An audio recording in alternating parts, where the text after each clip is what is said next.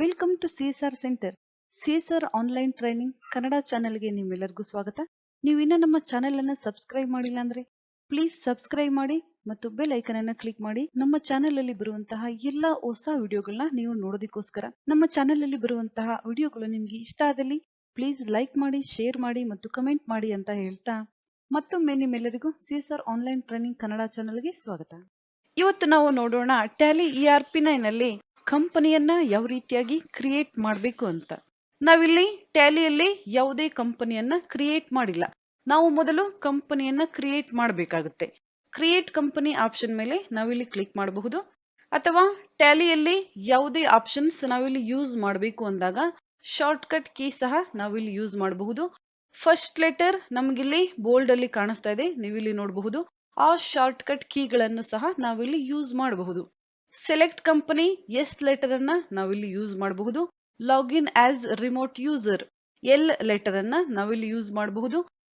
Create company C letter ಅನ್ನ ನಾವಿಲ್ಲಿ shortcut ಆಗಿ ಯೂಸ್ ಮಾಡಬಹುದು.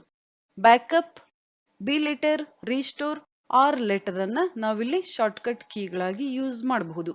ಕ್ರಿಯೇಟ್ ಕಂಪನಿ ಆಪ್ಷನ್ ಮೇಲೆ ಕ್ಲಿಕ್ ಮಾಡೋಣ.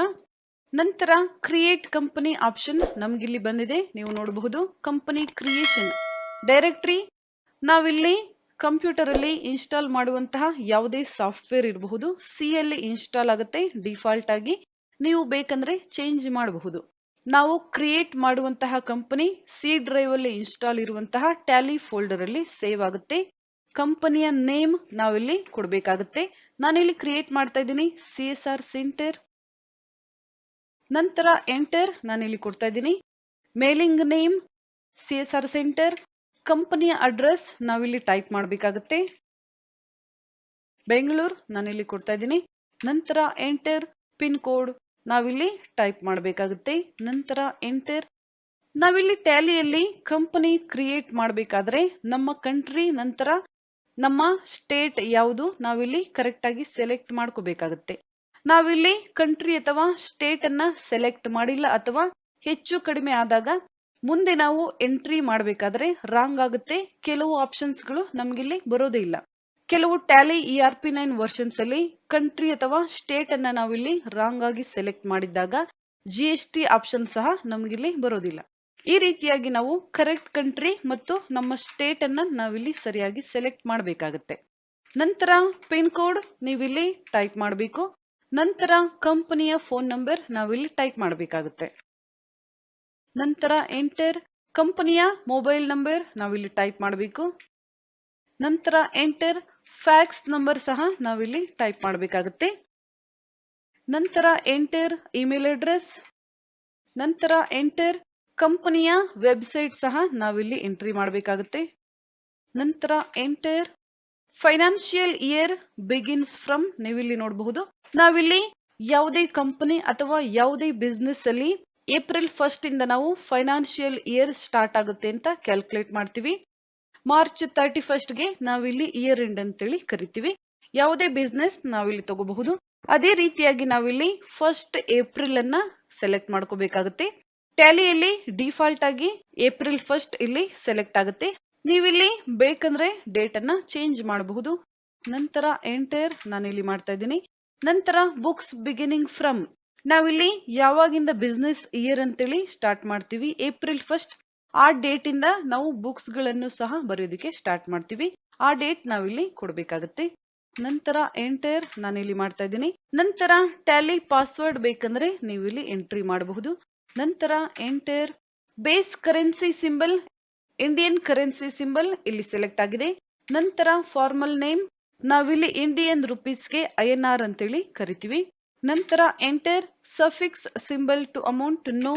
Add space between amount and symbol, ನಾವಿಲ್ಲಿ ಸಿಂಬಲ್ ಮತ್ತು ಅಮೌಂಟ್ ನಡುವೆ ಸ್ಪೇಸ್ ಬೇಕಾ ಅಂತ ಇಲ್ಲಿ ಕೇಳ್ತಾ ಇದೆ, ಎಸ್ ಬೇಕು. ನಂತರ ಶೋ ಅಮೌಂಟ್ ಇನ್ ಮಿಲಿಯನ್ಸ್, ನಾವಿಲ್ಲಿ ಮಿಲಿಯನ್ಸ್ ಅಲ್ಲಿ ಬಿಸ್ನೆಸ್ ಅನ್ನ ಮಾಡ್ತಾ ಇದ್ರೆ ಈ ಆಪ್ಷನ್ಗೆ ನಾವಿಲ್ಲಿ ಎಸ್ ಕೊಡಬೇಕಾಗುತ್ತೆ, ಇಲ್ಲ ಅಂದ್ರೆ ನೋ ನಾವಿಲ್ಲಿ ಕೊಡಬಹುದು. ನಾನಿಲ್ಲಿ ನೋ ಕೊಡ್ತಾ ಇದ್ದೀನಿ. ನಂತರ ನಂಬರ್ ಆಫ್ ಡೆಸಿಮಲ್ ಪ್ಲೇಸಸ್, ನಾವಿಲ್ಲಿ 50 ರೂಪೀಸ್ 0.52 ಪೈಸೆ ಈ ರೀತಿಯಾಗಿ ನಾವು 2 ಡೆಸಿಮಲ್ಸ್ ಇಲ್ಲಿ ಯೂಸ್ ಮಾಡ್ತೀವಿ. ಅದಕ್ಕೋಸ್ಕರ ನಂಬರ್ ಆಫ್ ಡೆಸಿಮಲ್ ಪ್ಲೇಸಸ್ ನಾವಿಲ್ಲಿ 2 ಕೊಡಬೇಕಾಗುತ್ತೆ. ನಂತರ word representing amount after decimal. ನಾವಿಲ್ಲಿ ರುಪೀಸ್ ಆದ ನಂತರ ಪೈಸೆಯಲ್ಲಿ ಕ್ಯಾಲ್ಕುಲೇಟ್ ಮಾಡ್ತೀವಿ. ಪೈಸೆ ನಾವಿಲ್ಲಿ ಕೊಡ್ಬೇಕಾಗುತ್ತೆ. ಎಕ್ಸಾಂಪಲ್ ನಾವಿಲ್ಲಿ US$ ತಗೊಂಡಾಗ 40 ನಾವಲ್ಲಿ ಯೂಸ್ ಮಾಡ್ತೀವಿ. ನಂತರ ಅವರು ಸೆಂಟ್ ಅಂತೇಳಿ ಕರೀತಾರೆ. ಈ ರೀತಿಯಾಗಿ ಆಯಾ ಕಂಟ್ರಿಗೆ ಇಲ್ಲಿ ಚೇಂಜ್ ಆಗ್ತಾ ಹೋಗುತ್ತೆ. ನಂತರ enter number of decimal places for amount in words 2 ನಾವಿಲ್ಲಿ ಕೊಡ್ಬೇಕಾಗುತ್ತೆ. ಡಿಫಾಲ್ಟ್ ಆಗಿ ನಾವು ಕಂಟ್ರಿ ಸೆಲೆಕ್ಟ್ ಮಾಡಿದಾಗ ಈ ರೀತಿಯಾದ ಡೀಟೇಲ್ಸ್ ನಮ್ಗಿಲ್ಲಿ ಬರುತ್ತೆ. ನೀವಿಲ್ಲಿ ಬೇಕಂದ್ರೆ ಚೇಂಜ್ ಮಾಡ್ಕೋಬಹುದು. ನಂತರ ಎಂಟರ್ ಎಕ್ಸೆಪ್ಟ್ ಇಲ್ಲಿ ಕೇಳ್ತಾ ಇದೆ. ಎಸ್ ಆಪ್ಷನ್ ಮೇಲೆ ನೀವಿಲ್ಲಿ ಕ್ಲಿಕ್ ಮಾಡಬಹುದು ಅಥವಾ ಎಂಟರ್ ಸಹ ನೀವಿಲ್ಲಿ ಯೂಸ್ ಮಾಡಬಹುದು. ನೀವಿಲ್ಲಿ ನೋಡಬಹುದು ನಾನು ಎಂಟರ್ ಮಾಡಿ ಆಗಿದೆ. ಕಂಪನಿ ಇಲ್ಲಿ ಕ್ರಿಯೇಟ್ ಆಗಿದೆ. ನೀವಿಲ್ಲಿ ನೋಡಬಹುದು. CSR ಸೆಂಟರ್ ಇಲ್ಲಿ ಬಂದಿದೆ. ಕರೆಂಟ್ ಡೇಟ್ ಕರೆಂಟ್ ಪೀರಿಯಡ್ ಇಲ್ಲಿ ಬಂದಿದೆ. ನೀವು ನೋಡಬಹುದು 21 ಇಂದ 22 ವರೆಗೂ, 14/21 ಇಂದ 31/3/22 ವರೆಗೂ, 1st ಏಪ್ರಿಲ್ ಇಂದ 31st ಮಾರ್ಚ್ ವರೆಗೂ ಒಂದು ಇಯರ್ ಅನ್ನ ಇಲ್ಲಿ ತಗೊಳುತ್ತೆ. ನಂತರ name of the company CSR centre, no vouchers entered.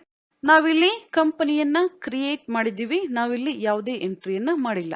ನಂತರ ನೀವಿಲ್ಲಿ ನೋಡಬಹುದು ಗೇಟ್ ವೇ ಆಫ್ ಟ್ಯಾಲಿ ಹಲವಾರು ಆಪ್ಷನ್ಸ್ ನಮ್ಗಿಲ್ಲಿ ಬಂದಿದೆ.